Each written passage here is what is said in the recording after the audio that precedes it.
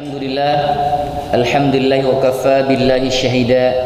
Asyhadu an la ilaha illallah wahdahu la syarika lah wa asyhadu anna Muhammadan abduhu wa rasuluhu alladzi la nabiyya ba'dah. Faqala ta'ala a'udzu billahi minasyaitonir rajim. Ya ayyuhalladzina amanu taqullaha haqqa tuqatih wa la tamutunna illa wa antum muslimun. Wa qala ta'ala qala fabima aghwaytani la aqudanna lahum siratal mustaqim thumma la'atiyannahum min bayni aydihim wa min khalfihim wa an aymanihim wa an syama'ilihim wa la tajidu aktsarahum syakirin. Para jamaah sekalian, jazakumullah, alhamdulillah, kita bersyukur kepada Allah. Kalimat tahmid senantiasa kita dawamkan dalam keseharian kita dalam rangka kita memuji keagungan kebesaran Allah, juga dalam rangka bentuk asyukru bilisan. Alhamdulillah, Allah masih berikan kesempatan kepada kita, terutama kesempatan al-hirsu, semangat untuk senantiasa hadir dalam majlis-majlis ilmu. Mudah-mudahan ini sebagaimana yang dikatakan oleh Rasulullah, man yuridillahu bi khairan yufaqihu fid din. Siapa yang dikehendaki oleh Allah menjadi orang-orang yang terpilih al-khair, orang-orang yang berada dalam kebaikan, indikatornya adalah yufaqihu fid din, memahami agama Allah, ya, terus paham, belajar dalam kehidupannya. Indikator kita menjadi orang baik adalah salah satunya kita paham syariat Allah dan agama Allah. Karena sebaliknya, ya, kemalasan, ya, keengganan kita dalam majlis-majlis ilmu, apalagi kemalasan dalam beramal soleh, itu adalah bisa jadi sebuah pertanda Allah sedang tidak suka dengan amal-amal kita. Sebagaimana Allah katakan di dalam surah At-Taubah ayat 46, wal aradul khuruja la'addu lahu uddah walakin karihallahum bi'athahum fasabbatahum wa qila qudu ma'al qaidin. Kalau seandainya mereka orang-orang al-munafiqun itu mau ikut berjihad, berperang, melakukan kebaikan-kebaikan, amal-amal dakwah dan amal soleh, maka sesungguhnya mereka la'addu lahu uddah, pasti mereka itu akan mempersiapkan bekal untuk perangan tersebut. Walakin karihallahum bi'athahum, namun Allah tidak suka keterlibatan mereka dalam kebaikan tersebut, dalam amal-amal dakwah tersebut. Jadi Allah berikan fasabbatahum, ya, Allah berikan kemalasan, Allah berikan keengganan pada mereka. Dan Allah katakan waqila qudu ma'al qaidin, tinggallah kalian, tidak usah ikut berperang, tinggallah kalian bersama orang-orang yang al-qaidun, duduk-duduk saja. Ini menunjukkan bahwa kemalasan itu adalah sebuah pertanda buruk, ya, dalam kehidupan kita. Makanya kata Shalih Utsaimin dalam mengomentari ayat ini, hadzil ayatu khatiratun jiddan wa mizanun. Surah At-Taubah ayat 46 ini menjadi barometer bagi kita, sebuah ayat yang sangat menakutkan sekali ketika kita dalam keadaan malas, ya. Jadi kalau malas harus diupayakan para jemaah sekalian. Dan tema kita insyaallah hari ini masih terkaitan bagian saya. Kalau tidak keluarga berarti terkait masalah apa? Setan, ya. Ya, asal jangan panggil saya Ustaz Setan aja, Pak, ya. Ada ibu-ibu, oh Ustaz Hendi ya, itu. Oh ya, Ustaz itu setan. Maksudnya yang bahas setan nanti, ya. Lagi loading, ya. Para jemaah sekalian, jazakallah. Ada cerita menarik, ya. Kemarin kami diminta meruqyah lift, Pak, lift, ya. Dia salah satu kantor kementerian, ya, di Kota Bogor. Jadi dia punya beberapa lift gitu, ya. Lift itu yang satu tidak berjalan, sudah dipanggil foundernya segala macam gitu, ya, teknisi, tidak juga jalan, ya. Lucu-lucuannya, ya, lucu-lucuannya adalah mereka minta diruqyah lift itu, ya. Lucu, Pak, ya. Saya udah 2 kali meruqyah benda mati, ya. Yang satu token itu tidak nyala-nyala, panggil PLN bingung diruqyah kursi terus nyala, ya. Itu yang pertama. Yang kedua kemarin, jadi ada lift yang tidak jalan gitu, ya, sudah panggil founder, dicek beberapa kali, ternyata setelah kita ruqyah ya jalan Pak lift. Ya. Ini ada cerita-cerita ya lucu-lucuan gitu ya, aneh lift di ruqyah. Makanya sekarang kita coba akan sedikit bahas ya terkait masih masalah seputar jin. Para jamaah sekalian, insyaallah saya selalu mengingatkan kepada para jamaah apa pentingnya atau urgensinya kita mempelajari kajian-kajian seperti ini ya. Pertama tentu tujuannya adalah untuk menambah as-saqafah al-islamiyah, wawasan keislaman kita terkait terutama hal-hal yang gaib. Karena tanda orang-orang yang beriman itu salah satunya Allah katakan dalam awal-awal surah Al-Baqarah adalah alladzina yu'minuna bil ghaib ya. Adalah beriman dengan yang gaib. Dan beriman dengan yang gaib ini ya para jemaah sekalian, terutama terkait masalah-masalah yang seperti ini sangat rawan sekali. Ya, sangat rawan sekali. Kenapa sangat rawan? Karena menyangkut perkara al-aqidah atau al-aqaid ya.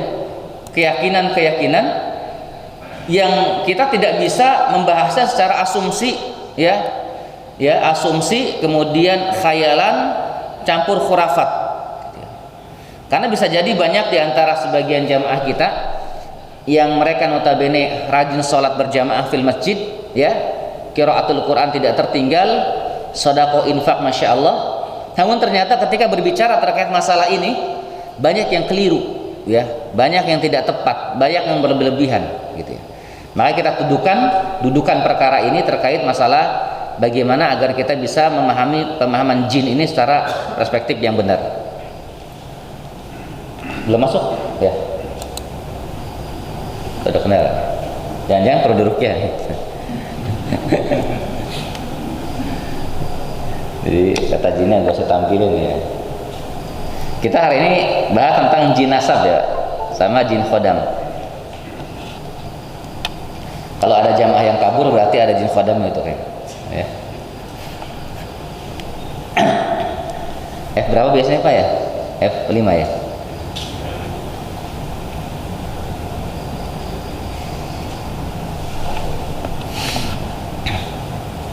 Bisa loading. Coba bisa dibantu teknisi.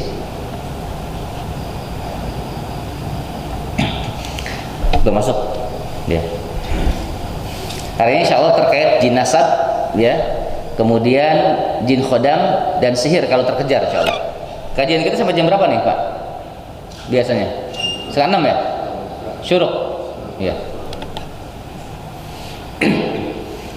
Pertama para jamaah sekalian ya, itu ya terkait masalah jin. Kita nanti kalau misalkan ini kita bahas yang para jamaah sekalian, di dalam surah Al-Jin ya, di dalam surah Al-Jin para jamaah sekalian kalau nanti membuka di sana akan melihat ya beberapa ayat, salah satunya adalah ayat yang ke-6. Kata Allah Subhanahu wa taala, wa annahu kana rijalun minal ins ya'udzuna birijalin minal jin fazaduhum rahaqa. Dan bahwasanya ada beberapa orang-orang laki-laki ya di antara manusia meminta pertolongan atau ya'udzuna perlindungan kepada beberapa laki-laki dari bangsa jin. Maka jin-jin itu ya menambah kepada mereka dosa dan kesalahan. Fazaduhum rahaqa. Ini bisa lihat definisinya, tafsirnya dalam beberapa kitab tafsir mu'tabar seperti Ibnu Katsir dan Wahbah Juhaili misalnya, dan beberapa tafsir yang lainnya atau Bari, bahwasanya fazaduhum rahaqa. Tidak ada manusia ya yang bekerja sama dengan jin melainkan fazaduhum rahaqa. Mereka pasti akan jin itu menambah apa? Dosa-dosa dan kebinasaan. Jadi tidak ada, jangan sampai di antara kita mengklaim rajin sholat ibadah kemudian punya teman jin ya. Saya pernah Pak di sini ya jamaah gitu ya, pas lagi sakit spasi tidak salah Panton ingat ya, itu ada jamaah yang menghampiri saya, datang begini tiba-tiba, Ustadz ini sedang sakit, penduduk langit ke-7, dia mengatakan itu sedang bersedih dan berduka. Ini jamaah kita Pak, nggak tahu ini orangnya ada Bang. Jadi dia bisa melihat, bisa menerawang langit ke-7. Nah, gimana Pak kalau ada orang yang bisa menerawang langit ke-7 itu gimana kira-kira? Halo jamaah, benar atau tidak kira-kira? Hati-hati nih yang seperti ini. Dia memang memuji kita gitu ya, bersedih katanya melihat sakit, tapi kemudian menyimpangkan ya, pada pemahaman-pemahaman yang keliru. Jadi intinya adalah tidak ada diperankan manusia itu bekerja sama dengan jin, hatta walaupun jin muslim sekalipun. Ya, makanya kalimat ini ada kalimatnya bahasanya jin. Fazaduhum rahaqo. Nanti kalau di Quran itu ada kalimatnya syaitan, ada kalimatnya jin. Kalau syaitan itu berarti sebuah karakter atau sifat yang melekat kepada makhluk syayatin al-ins wal jin. Bisa jadi itu adalah syayatin al-ins, itu syaitan itu adalah bangsa jin atau manusia. Ya. Tapi kalau di sini jin, intinya apa? Ya kita tidak benar-benar tidak diperkenankan bekerja sama sekali dengan jin, karena jin itu fazaduhum rahaqo. Ya. Ada berapa kelompok ya para jemaah sekalian bangsa jin? Bangsa jin itu ada 3 kelompok. Salah satu asnafin. Ya. Yang pertama itu adalah lahum ajnihatun fil hawa, lahum ajnihatun yatiruna fil hawa, jin yang punya sayap. Nah ini jadi keimanan nih Pak, ini hadis riwayat Baihaqi, sahih kan para ulama ya, berapa kitabnya banyak sebutkan terkait kitab ruqyah sedang diangkat ini ya. Jadi pertama ada jin yang punya sayap. Kalau kita disebutnya apa sini Pak yang punya sayap ya, yang bisa terbang ya. Apa itu? Kuntilanak ya, atau kita bilang mungkin ya gondorwo yang bisa terbang. Itu adalah tasyakulnya. Tasyakul itu adalah jin yang menjelma dalam bentuk lain, dan bisa jadi jin itu menjelma kepada bentuk orang tua kita, kepada sahabat-sahabat kita, terutama jin qarin. Ini para jemaah sekalian, itu yang pertama. Yang kedua para jemaah sekalian, jazakumullah, itu adalah hayyatun wa kilabun ya. Hayyatun itu adalah ular ya, kilab itu adalah anjing hitam ya. Jadi kalau jamaah sekalian ya, kalau jamaah sekalian di rumah misalnya merasa banyak binatang-binatang penampakan yang menjijikan, terutama ular-ular, terutama banyak cicak, kemudian tikus-tikus dan binatang-binatang melata, jangan dianggap sepele para jamaah sekalian. Apalagi disertai dengan misalnya anak nakal, anak susah bangun sholat subuh, suami istri sering cekcok ya, sering perselisihan. Ini bisa jadi adalah sebuah pertanda rumah jamaah itu dihinggapi oleh jin-jin ya, yang mereka ya mengganggu keluarga. Jadi yang kedua itu dalam bentuk binatang, tadi yang punya sayap jin itu. Yang ketiga itu bentuknya binatang jelmaannya. Satu aja. Satu aja. Nggak bisa. Ini dia. Ya. Nggak kuat. Satu silakan. Isi on this. Ya. Bukan ke sini. Lalu. Kita mulai. Double itu. 10 seconds. Ini aja. Ya. Udah. Ini aja. Coba. Kalau dulu kan dua. Yang ketiga para jamaah sekalian, jazakumullah, itu ada ini kurang burem ya.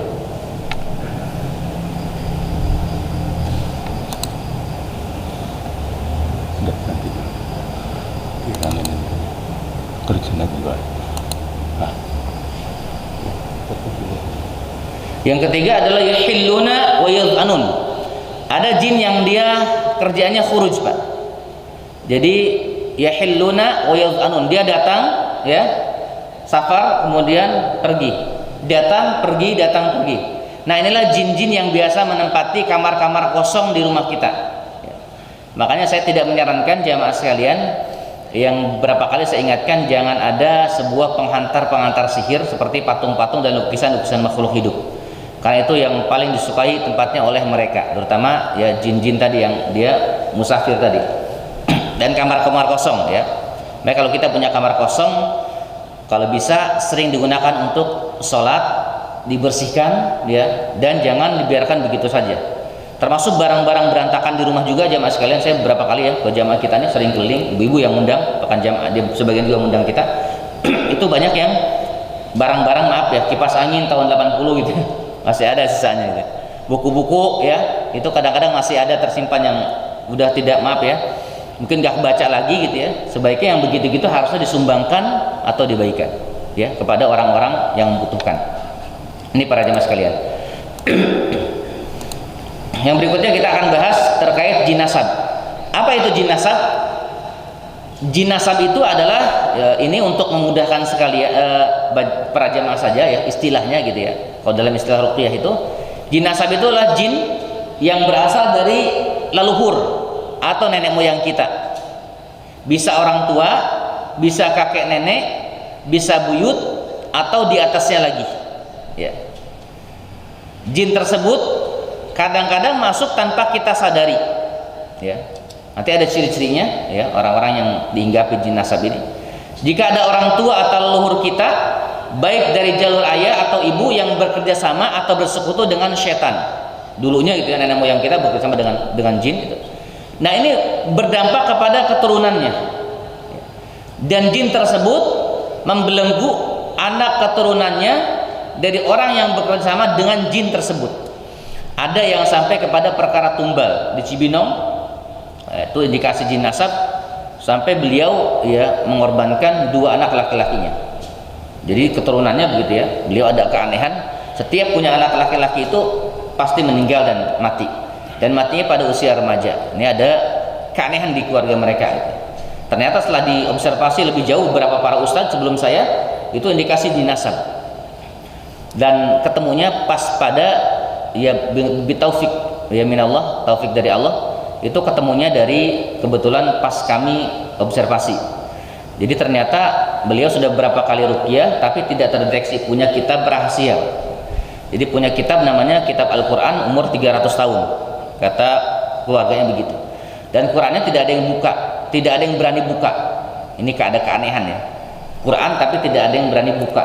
Ternyata setelah kita ambil, kita deteksi, itu bukan Al-Quran Mbak, tapi kitab sihir yang turun temurun. Ada video, ada di kamera nanti kita bisa tayangkan.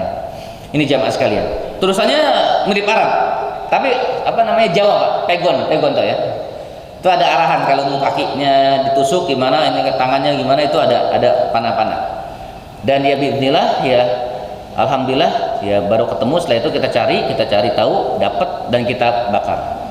Teman saya di UIN itu mau dijadikan apa, manuskrip ya, karena sudah kitab langka sekali, tapi keluarga menyatakan tidak, baiknya saya ikut Ustaz, dibakar saja, dihancurkan, karena ini seperti memang membuat huru-hara keluarga. Jadi antara kakak adik main sihir, antara kakak adik bertengkar, luar biasa runyamnya urusan kehidupan keluarga mereka, tidak akur dari dulu.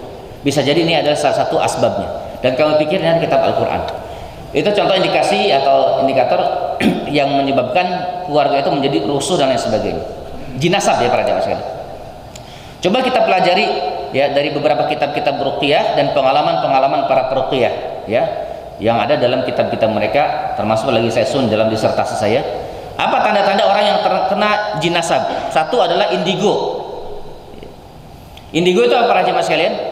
Ada kemampuan lebih ya, bisa melihat syaitan. Dan ternyata indigo itu bukan hanya bisa melihat saja, tapi bisa juga, bukan kasful basar saja, bisa juga dia merasakan. Dia sensitif. Dia kalau ada setan itu, rumah-rumah kosong atau tempat-tempat angker, tentu misalnya kita perjalanan jauh, dia merasakan itu ya.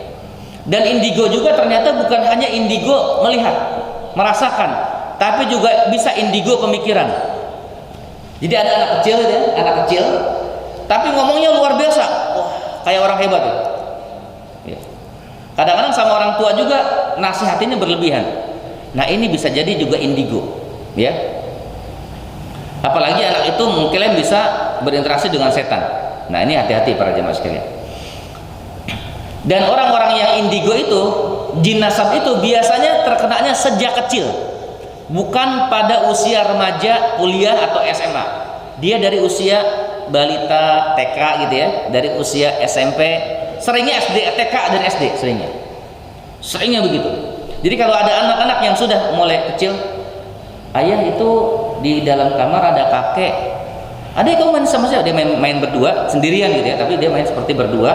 Kita tanya misalnya, main sama siapa? Sama om. Nah, sama siapa? Sama Ninin. Sama siapa? Sama kakek, sama eyang. Nah itu dari kecil udah begitu. Itu biasanya indikasi jinasab para jamaah sekalian. Kemudian tiba-tiba bisa mengobati, tidak belajar, ya, tidak thalabul ilm, ya, kemudian juga dia tidak juga punya pembimbing khusus gitu ya, tiba-tiba bisa ngobatin, nyembur kalau kita ya, nyembur itu ampuh. Dan itu kebiasaan tuh, nanti setan mempermainkan dia. Nanti 1, 2, 3 terus begitu. Ini hati-hati, adalah orang yang tiba-tiba bisa mengobati. Ya, kalau sekarang banyak jamaah sekalian yang sangat menyedihkan ya. Hati-hati jangan sembarangan berobat ya. Kayak misalnya berobat dulu tuh lagi viral tuh ponari, Pak. Tahu ya ponari? Apa namanya? Batu ya, batu. Terus yang kedua sekarang lagi masih viral atau tidak tuh ya? Buningsih ya, di Cibinong jamaah kita tuh ada sekitar habis 45 juta yang berobat ke beliau, tapi kemudian ya setelah itu kita tangani lagi dan beliau mengatakan pertama tidak ada perubahan, yang kedua ada paket hemat premium gold gitu ya. Jadi kalau misalkan paket yang hemat tunggunya setahun 2 tahun berobatnya, keburu mati itu orangnya. Kalau misalkan paketnya spesial IV gitu ya, itu dipercepat. Hati-hati jamaah sekalian. Kenapa sampaikan kepada jamaah untuk sebagai tahdzir saja? Kalau kita berobat dengan orang-orang bisa melihat setan tuh hati-hati. Karena pertama pulang pasti bawa setan ke kita, dan yang paling rawan adalah akidah. Kalau bahaya masalah akidah, para jamaah nanti bisa mentadaburi surah Az-Zumar 65. Lain asyrakta la yahbatanna amaluk. Maka kalau kita syirik itu, maka hancurlah semua amalan-amalan kita. Itu sangat prihatinkan. Tahajud, qiyamul lail kita, ya, 5 waktu kita, ya, al-wajibat kita, amal-amal soleh kita itu akan hancur semuanya, binasa. Ini yang sangat menyedihkan. Kalau berobat hati-hati, ya. Termasuk tayangan di televisi sekarang yang hati-hati juga adalah Ustadz Danu, ya. Ustadz Danu itu juga sama, hati-hati ya beliau. Sampaikan ke jamaah untuk tahdzir juga, hati-hati karena beliau sudah mengklaim bisa melihat setan. Dulu tidak, nggak tahu sekarang ini jadi kok larinya seperti itu ya. Itu para jamaah sekalian, ada tayangan ruqyah sekarang dibatasi oleh KPI kalau tidak salah, karena ada yang protes gitu ya. Kayak kemarin waktu sertifikasi Dai MUI di Majelis Ulama Indonesia di Jakarta, KPI juga datang gitu ya. Tayangan ruqyah sekarang sudah ditiadakan katanya gitu. Kenapa? Karena tadi khawatir banyak menimbulkan ya sesuatu yang keanehan. Sebetulnya sebagian masyarakat bersyukur ya dengan tayangan ruqyah syariah itu, tapi ternyata ada orang yang tidak suka juga. Ini jamaah sekalian. Tapi yang tayangan yang lain itu malah masih ada, kayak hipnotis gitu ya. Kemudian merasa ada yang mengikuti, sering sakit kepala di bagian depan, ya, mata mudah capek, sering bermimpi bertemu dengan orang yang sudah wafat, terutama kakek ya, nenek itu sering ketemu tuh, bahkan sampai mewariskan. Ini tanda indikasi jinasab. Mimpinya menjadi kenyataan. Jadi kalau dia mimpi sekarang, mimpi besok tuh kenyataan, ya. Ini ada jamaah kita, firasatnya tajam. Ya kalau dia berfirasat itu langsung biasanya ya langsung terdeteksi firasatnya benar gitu ya. Yang dia pikirkan, yang dia khawatirkan, yang dia firasatkan itu terjadi kenyataan. Ini seringnya begitu. Hati-hati kalau ada ciri-ciri seperti itu. Ketika berada di suatu tempat, sering merasa pernah di tempat tersebut, deja vu. Hati-hati kalau sering begitu, tanda-tandanya. Kadang-kadang wajahnya seperti berubah, kadang-kadang seperti kakek-kakek tua gitu, kadang-kadang ya nenek-nenek atau wajah kita sendiri itu berubah-ubah. Kadang-kadang teman kita menyaksikan seperti itu, kok kelihatan tua ya si bapak ini, tapi kadang besok kok muda ya. Ini hati-hati. Sulit jodohnya biasanya. Kenapa jodohnya agak sulit? Karena terhimpit dengan jin nasab kesepakatan tadi itu ya. Banyak Pak, kami kan ngurusi rumah ta'aruf ya. Ini banyak akhwat-akhwat ketika di pertemuan ketiga atau keempat itu ada ruqyah syariah masal, itu banyak yang bereaksi. Memang bereaksinya beda-beda, ada jin nasab, ada jin khodam, ada jin sihir, itu berbeda-beda ya bawaan. Tapi nggak ada Pak, jamaah yang kesurupan malaikat tuh nggak ada ya, jangan dipikir macam-macam, nggak ada. Yang kesurupan tuh pasti apa? Jin ya. Tapi jamaah yang kesurupan karena ini apa? Karena kurang piknik ada juga ya. Jadi tidak selalu kesurupan itu karena apa? Karena setan ya. Ada juga jamaah yang kesurupan itu karena kurang jalan-jalan juga ada. Ini jamaah sekalian, hati-hati juga ya nih istri-istri ya. Kemudian malas melakukan sholat dan sering menunda-nunda waktu sholat. Ya, ini ada kemalasan ya. Lagi-lagi Pak, saya ingatkan, kemalasan itu adalah karakter buruk ya, yang harus kita hindari. Sakit pada bagian-bagian tertentu yang tidak sembuh-sembuh ya. Saya ada mengisi kajian keluarga Pak. Sekarang kajian keluarga ya, 2 minggu sekali saya mengisi kajian beliau. Itu beliau itu yang saya sebutkan ada semua. Pertama, beliau memiliki 2 kepribadian, merasa 2 kepribadian. Jadi kadang-kadang beliau tuh baik sekali, ramah, santun, tapi kadang-kadang jahat ya, kadang-kadang jahat. Memiliki 2 kepribadian, kadang-kadang baik sekali, kadang-kadang jahat. Ini yang paling tahu biasanya orang terdekat ya, saudara, kakak kandung, adik kandung, atau anak, atau istri, atau suami. Itu yang paling tahu biasanya. Ini ada indikasi memiliki 2 kepribadian. Yang kedua saya bilang, itu ada sering sakitnya memang bagian perut. Kalau tidak lambung, mah, itu seringnya begitu. Itu indikasi jin nasab. Ini jamaah sekalian, saya bilang begitu pada beliau. Dan beliau merasakan sama firasatnya itu sering tajam. Beliau satu pengawas ya, jaksa beliau. Pengawas itu sering merasakan seperti itu. Ya. Awalnya kita datang itu untuk membereskan rumah beliau yang bermasalah gitu ya. Alhamdulillah sekarang membaik, dan sekarang kajian 2 pekan sekali kajian, 2 pekan sekali kajian keluarga kecil ya, 5 orang 4 orang di rumah beliau. Dan ini indikasi dinasab. Jadi kalau ada kita punya putri atau kita sendiri nih, masalahnya perut ya, terus merasa 2 kepribadian, kadang-kadang kasar, kadang-kadang lembut gitu, itu perlu berhati-hati ya. Jangan-jangan itu adalah tanda-tanda jin nasab ya. Ini para jemaah sekalian jazakumullah.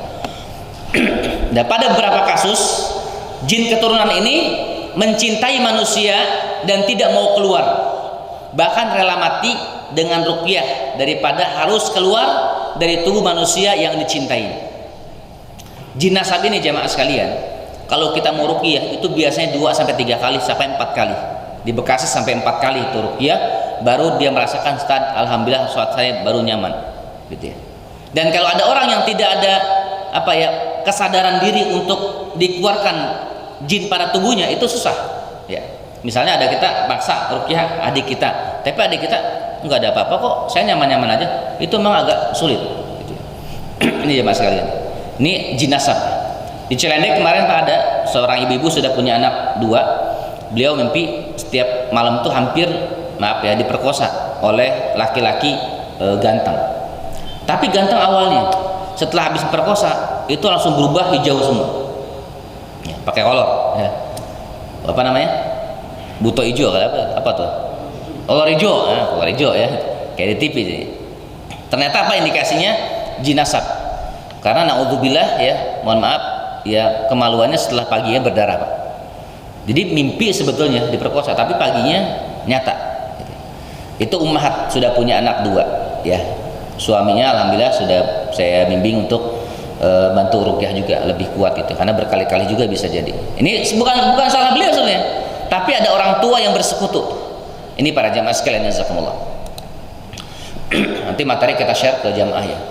Ini kalau ada ciri-ciri nanti pelajari lagi ya.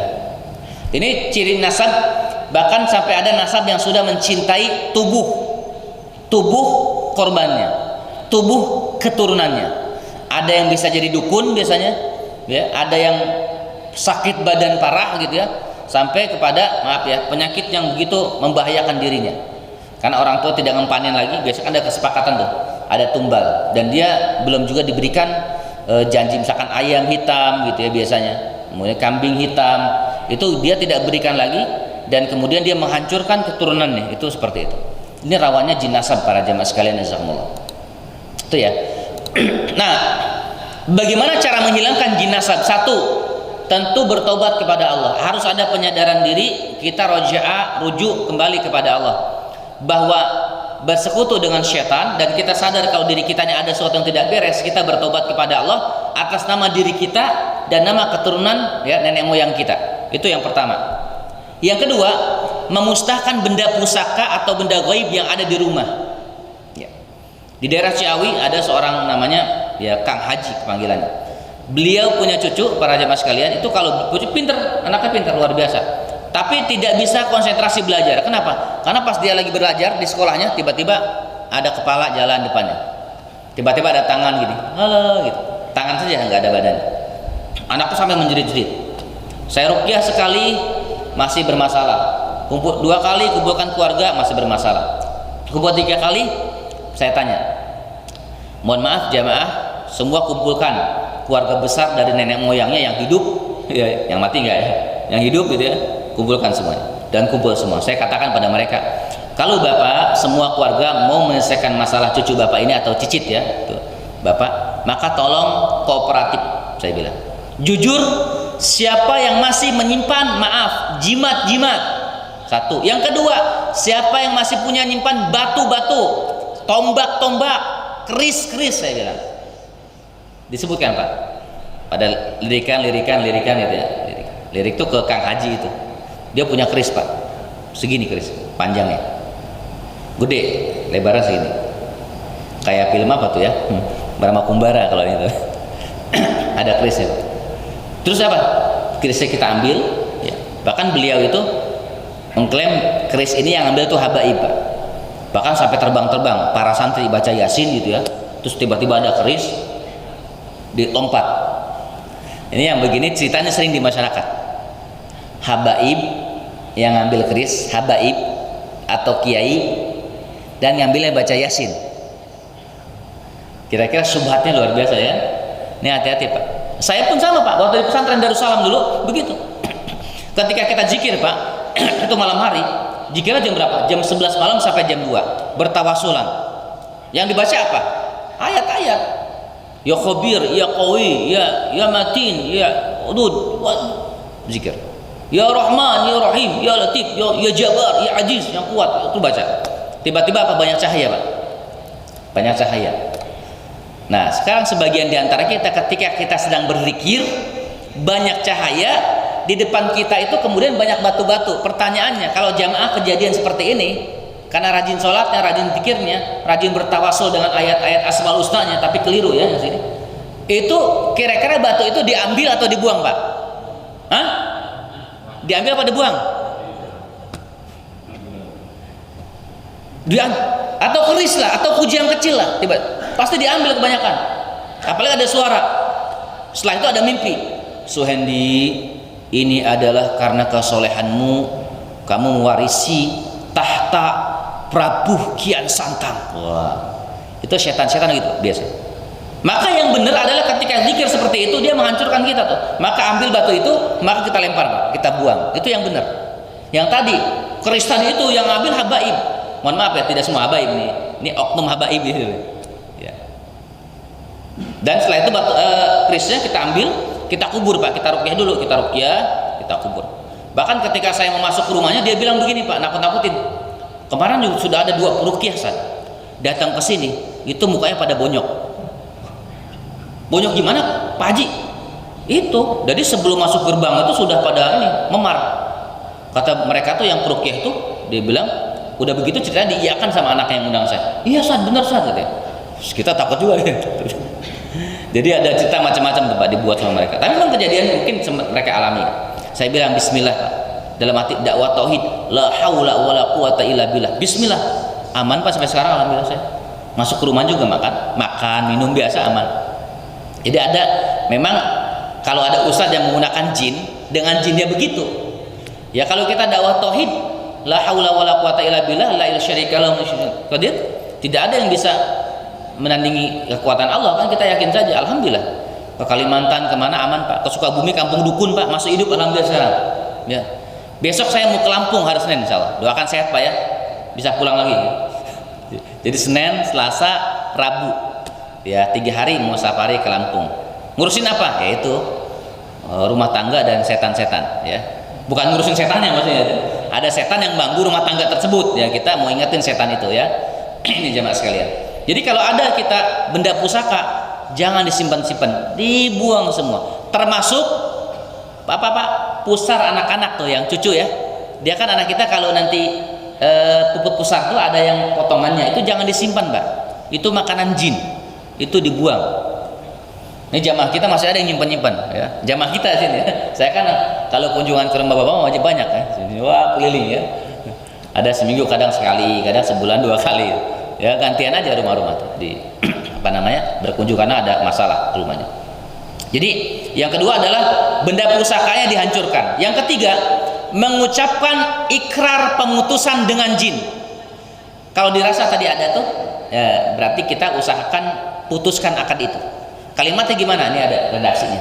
Misalnya begini, ya Allah, aku bertobat kepadamu, misalnya salah satu kalimat, dan aku, istriku, anak-anakku, keluarga kami berlepas diri, barok dari amalan-amalan keburukan yang pernah dikerjakan oleh nenek moyang saya.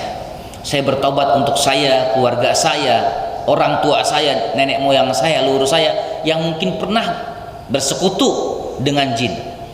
Dan saya haramkan makanan minuman saya dimakan oleh jin nasab tersebut. Dan saya mohon ya Allah keriduanmu untuk membantu agar bisa jin tersebut keluar dari tubuh kami dan keturunan kami, dan kami putuskan akad perjanjian tersebut. Biasanya kalau ada jin nasab itu baru begini saja, ya Allah, aku langsung bereaksi. Makanya kita sarankan kalau kita mau pemutusan akad perjanjian, bagusnya didampingi, ditemani, ya, oleh Ustadz Imam Syafi'i, ya, boleh tuh, ya, bagiannya mana? Nah, saat ya siap mendampingi, ya, insyaallah. Bahkan ada para jamaah sekalian, saya baru mendampingi yang sangat memprihatinkan. Beliau baru tamatan Al-Azhar Mesir, baru pulang, ya. Sekarang di rumahnya tuh seperti orang gila. Al-Azhar 5 tahun LC, Pak, tapi seperti orang gila, mohon maaf, ya, naudzubillah. Indikasinya apa? Indikasinya ain, karena terlalu dipuji sama orang yang tuanya berlebihan. Wah, anak saya Al-Azhar Mesir, LC Mesir. Akhirnya pulang tuh kayak orang blow on, mohon maaf, ya, kayak orang beon. Jadi bingung saja gitu. Ngomong bahasa Arab juga tidak fasih. Yang namanya Mesir itu 5 tahun itu pesantren juga sebelumnya, pesantren gak saya sebutkan pesantrennya, ya. Ini bagus, luar biasa, penghafal Quran. Itu juga bermasalah. Kenapa ini dikasih jin nasab dan ain? Ini hati-hati para jamaah sekalian. Alhamdulillah sudah 2-3 kali, ya, berinteraksi, mulai membaik, ya. Jadi orang tuanya mandi, bapak ibunya mandi, wudhu, nanti air wudhunya dimandikan ke anak tersebut untuk menghilangkan dampak-dampak asar daripada ain. Alhamdulillah membaik. Tapi para jamaah sekalian, mengucapkan pemutusan akad perjanjian, ya. Kemudian banyak mengharamkan, menegaskan dan sebagainya, ada yang terseser. Yang keempat, melakukan ruqyah syariah. Ayatnya apa aja? Ya, ayatnya biasa saja, ayat kursi, Al-Hasyr, 3 ayat terakhir. Boleh mulai dari 4 ayat, dari yang lau anzalna hadzal Qur'an, boleh baca. Lau anzalna hadzal Qur'an ala jabalin la ra'aitahu khashi'an. Pegang perutnya boleh, begini, tepuk-tepuk, ya, atau pegang dadanya, ya. Tapi jangan di sini, Pak, kalau sebentar lari-lari, gitu. Baik kalau bisa di rumah, ya, atau didampingi ustaz mah nggak usah ngeruqyah, nggak apa, dia dampingin aja, Pak. Bapak ruqyah mandiri, caranya kita kasih tahu nanti. Karena ada sebagian di antara kita yang tidak mau diruqyah, ya, emang nggak, tapi ruqyah mandiri bisa itu, ya. Ruqyah kok banyak tutorialnya di internet, ya. Saya pun di YouTube saya sudah ada juga tutorial terkait masalah cara meruqyah. Ini ruqyah asyariyah, ya. Yang kedua, ya, jin khodam. Apa khodam itu? Khodam itu adalah, ya, khadimun, pelayan.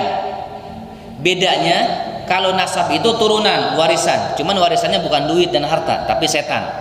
Ya, ini jin nasab. Kalau jin khodam itu adalah jin yang berasal dari perbuatan kita, ritual-ritual yang kita kerjakan. Misalnya yang banyak di masyarakat membaca salawat sampai 5.000 kali, membaca asmauluna sampai 2.000 kali. Dia baca itu berulang-ulang dengan maksud yang keliru biasanya, bukan taqarrub ilallah, taqarrub ila dunia biasanya.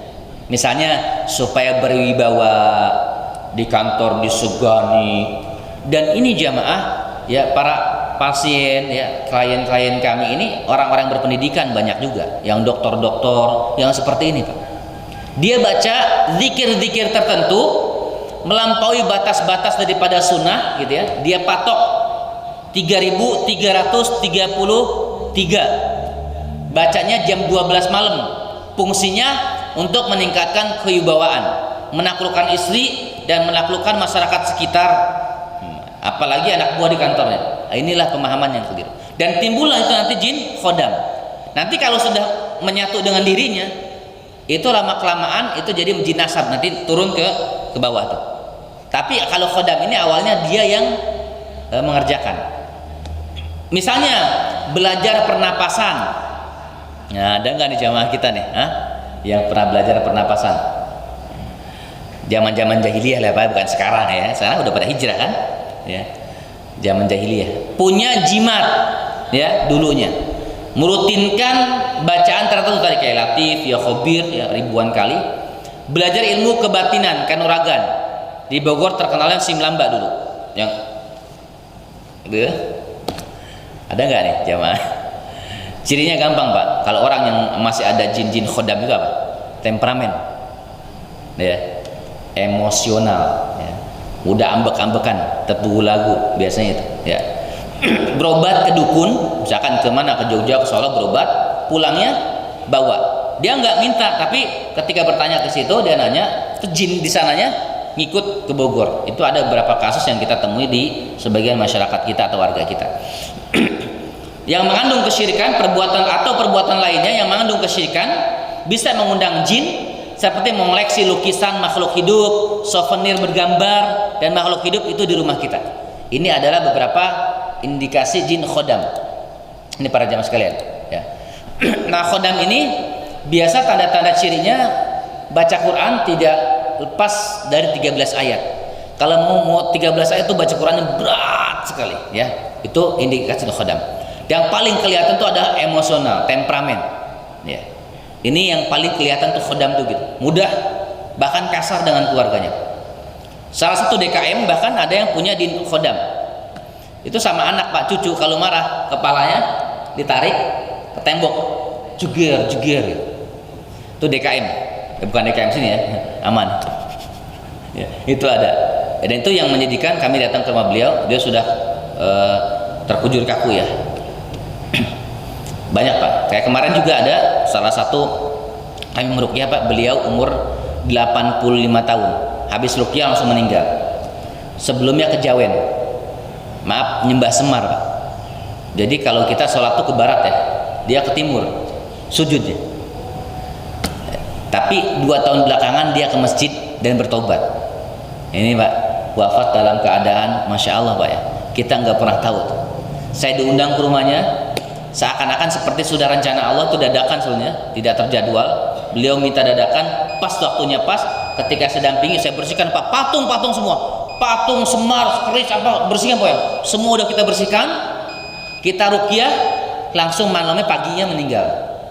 Dan keluarganya maaf mengatakan, mudah-mudahan ayah kami husnul khotimah.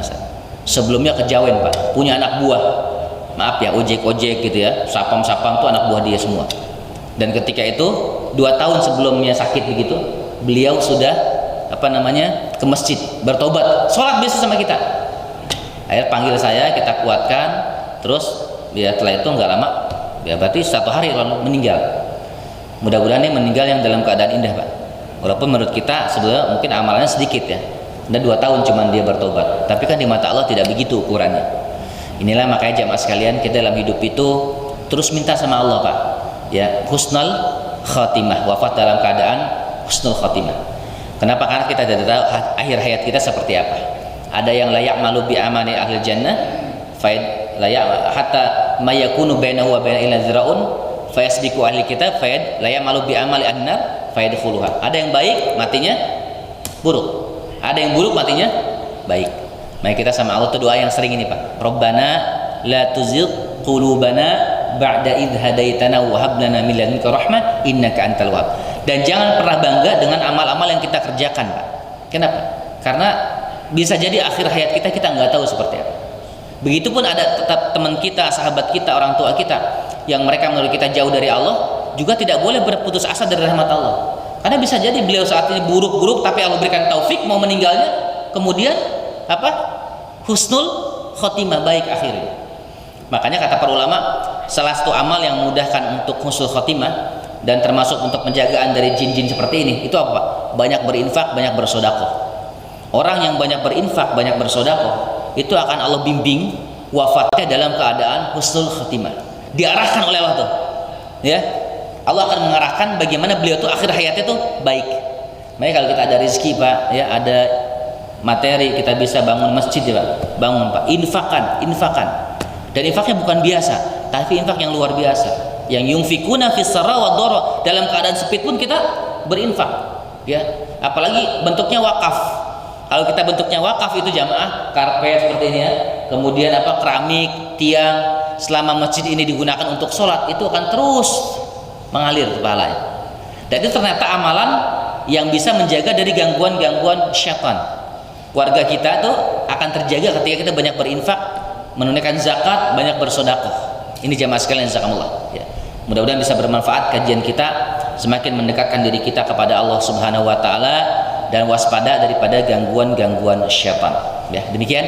Mudah-mudahan bisa berfaedah. Ada yang mau ini? Nanya enggak? Iya enggak? Assalamualaikum Ustaz. Salam. Kalau orang yang tidak mempunyai ilmu karomah, kebetulan si orang itu sebagai spiritual atau teman sahabat atau sahabat curhatan, terus kadang digunakan untuk menyembuhkan orang yang sakit atau lagi ada masalah, misalkan mau mengurusin dalam tanah atau mau dalam rumah dan sebagainya itu. Termasuk yang kalau suami mau kawin lagi nggak bisa, ke dia bisa. Kenapa Ustaz? Mau kawin lagi bisa lewat dia.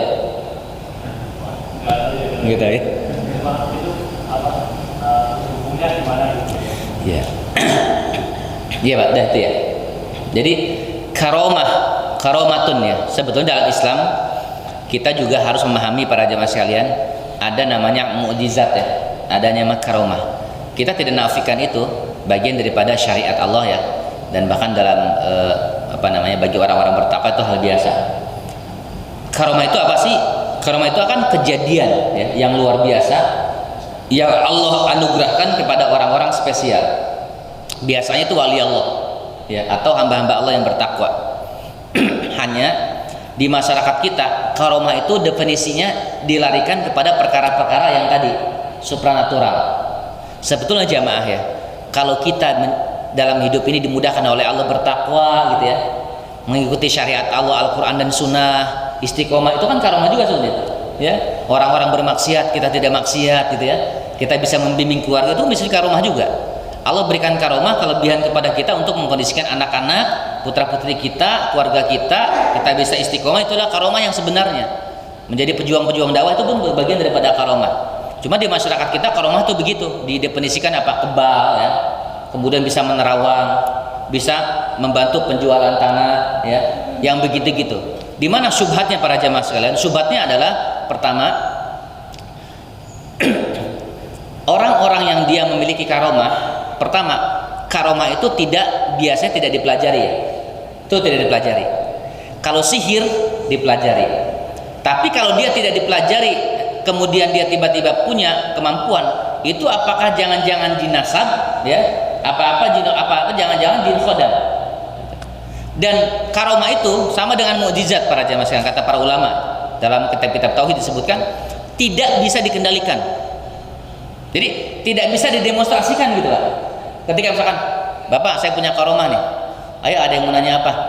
Itu bukan hati-hati, itu bukan karomah. Jangan-jangan ilmu dajjal. Saya sering Pak berinteraksi dengan orang seperti itu ya.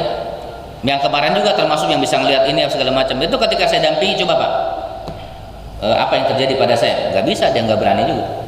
Dan kebanyakan kedustaan. Jadi jangan kita berinteraksi dengan orang seperti itu. Kalaupun berteman boleh saja, tapi kalau bertanya kepada seperti itu jangan Pak ya. Karena solusi hidup memang bertakwa Misalnya kita pengen tanah kita cepat laku, banyak aja sodako. Ada jamaah kami pengen naik pangkat Pak, Brigjen sekarang beliau ya, itu datang ke saya, Sad, gimana nih naik pangkat ini? Saya bilang, Pak kalau mau naik pangkat gampang, undang saya ke rumah Bapak, saya cek rumah Bapak, ada nggak yang menghalangi? Saya datang ke rumahnya, patung segala macam lukisan, jangan pasang Pak, nggak berkah. Bapak infak jalan Sad, sodako, alhamdulillah jalan, zakat tepat, bahkan saya lebihkan zakatnya. Saya mengasuh beberapa anak yatim, udah bagus. Bapak rutinkan sodako setiap hari, saya bilang, nggak lama jadi Brigjen dia, naik pangkat. Contoh gitu ya. Jadi kita ngasih tipsnya, triknya ya udah trik yang umum saja, sodako, berbakti sama orang tua, gitu ya. Jadi jangan kemana-mana. Jadi kalau ada orang yang sampai, oh ini, bahkan ada Pak jamaah kami itu sudah tobat sekarang, beliau bisa mendeteksi di mana barang hilang, pakai bawang, ya beberapa gitu, ada menu spesialnya buat, kata mungkin buat jinnya kali ya. Itu barang yang hilang beberapa kali itu ketemu sama dia. Tapi kemarin kita ruqyah Pak, muntah darah. Baru dipegangin ta'ud saja itu muntah darah. Dia belajar ilmu kanuragan itu kelas SMA dan dia tidak nyaman rumah tangga. Itu Pak, itu bukan karomah, hati-hati ya. Hati-hati, itu bukan karomah. Karomah itu tidak bisa didemonstrasikan. Meskipun lagi-lagi kita bilang karomah itu ada Pak. Tapi tidak bisa sembarangan kita keluarkan begitu ya. Dan biasa jarang, nggak bisa dikendalikan tuh. Kalau bisa dikendalikan itu adalah sihir. Mukjizat tuh nggak bisa Pak. Nabi Musa tuh ketika dikejar-kejar tuh bingung juga ke depan mau ngapain. Ya kan? Ketika Allah idrib ya, sok dilemparkan tongkatnya kata Allah ke ke lautan, baru ke batu, banyak begitu. Jadi semua itu adalah dengan izin Allah ya biasanya. Dan itu hati-hati yang seperti itu Pak. Terutama nanya, maaf ya, tanah tadi apalagi tuh nyembuhin, itu hati-hati. Tapi kalau dia misalkan nyembuhin pakai Al-Fatihah, bacanya terkena jelas, orangnya istiqomah, insya Allah nggak apa-apa. Cuman ada orang-orang yang rajin sholat Pak, rutin begini, ini tersubhat dengan hal-hal seperti itu ya, keraguan-keraguan masalah akidah, bahkan kemana-mana menerawangnya bisa menembus alam gaib. Itu hati-hati Pak. Ini ada ya, di jamaah kita juga ada yang begitu. Saya ingatkan ke jamaah, jangan terlalu dia cerita apapun Pak, jangan terlalu dilampau berlebihan. Saya kemarin bertemu dengan Fulan, Pak Fulan kan sudah meninggal ya. Kemarin bicara sama saya, beliau katanya di surga aman kan? Ya, ini yang begitu-gitu ngaco, hati-hati. Dan biasanya itu sudah orang-orang maaf torekot dan sufi yang agak-agak menyimpang jalannya. Itu ya Pak, hati-hati saja Pak. Ya hati-hati. Kalau Bapak misalkan agak ragu, ya minta perlindungan kepada Allah dari membaca doa-doa misalnya Al-Falaq, Ikhlas, Anas, sama yang Allahumma arinal haqqo haqqo. Dizikirkan boleh, ya Allah, kalau emang sahabatku ini memberikan manfaat maslahat buatku, mudahkan pertemananku, tapi kalau tidak ya jauhkan. Allahumma arinal haqqo haqqo warzuqna tiba'ah wa arinal batila batila warzuqna tinabah. Termasuk karomah itu adalah furqan Pak. Furqan itu karomah, kemampuan bedakan mana yang hak, mana yang batil. Ini yang hak, ini yang batil. Itu kita bisa membedakan. Ya, kalau kita misalkan dapat rezeki haram, kita tahu ini batil nih, ini haram, ini halal nih, itu kemampuan furqan ya. Mana yang hak, mana yang batil kita bisa deteksi dengan kemampuan dari Allah Subhanahu wa taala. Itu juga adalah karomah dari Allah Subhanahu wa taala, gitu ya. Bukan kemudian karomah bisa ngelihat setan, bisa ngelihat jin, bisa terbang ya. Syafi'i bisa terbang enggak? Enggak ya? Ya. Bisa bisa. Nah, karomahnya itu adalah kalau beliau dapat karomah misalnya menjaga hafalan, itu karomah ya. Terus punya istri ya, juga karomah ya. Punya anak soleh-soleha gitu juga karomah. Banyak ya kelebihan yang Allah berikan pada kita. Itu Pak ya, insyaallah bisa dipahami. Jamaah yang tadi ada ciri-cirinya, tanda-tandanya, bisa nanti ruqyah mandiri, latihan lagi ya. Ya, kita kemarin sudah ngadakan 2 kali ya Pak Anton ya di sini ya. Dan heran Pak, kalau ngadain itu pasti ramai ya jamaah. Ya. Kenapa Pak? Menunjukkan memang kalau kita ada setan-setan masih seru Pak.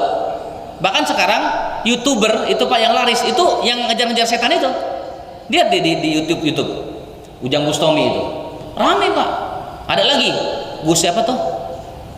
Idris kalau nggak salah, yang ngejar-ngejar kuntilanak. Ya, tuh. Jadi dia kebun-kebun tuh dikejar, dikamerain ya untuk nyari konten ya. Kata Faizar ya, Ustadz Faizar itu ini subat-subat kesyirikan yang luar biasa gitu ya, bahkan bukan subat lahir ya, udah jelas kesyirikannya. Kenapa? Karena buat apa kerjaan setan dikejar-kejar ya gitu. Kan setan juga kan wa anna minas solihuna wa minna duna dzalik kuna tariq, mereka juga sholat tapi ibadah sama kita. Bisa jadi di antara kita nih Pak ada jin-jin juga. Coba Pak lihat kiri kanan, kenal semua nggak? Jangan-jangan yang nggak kenal jin itu, ya. Ya, bisa jadi kita nggak tahu gitu ya. Coba Pak Anton ketua DKM kenal semua nggak? Kalau ada yang nggak kenal, jangan-jangan jin sedang bertasyakul. Dan jamaah, jin itu kalau sedang bertasyakul, kata para ulama ini yang maksur ya, itu kondisinya sedang lemah. Jadi kalau bapak nih ngelihat ada kuntilanak di pohon, nggak usah takut Pak. Kita coba cari kuntilanak itu. Dan kalau dia kelihatan, tangkap Pak. Sebagaimana Rasulullah dalam sebuah hadis itu kan, dia nih ada sedang sholat itu Pak diganggu ifrit, ditangkap sama Rasulullah, diikat di masjid. Makanya kalau ada ular di rumah itu ya, kita ingatin tiga kali, keluar kamu, tidak keluar juga boleh dibunuh.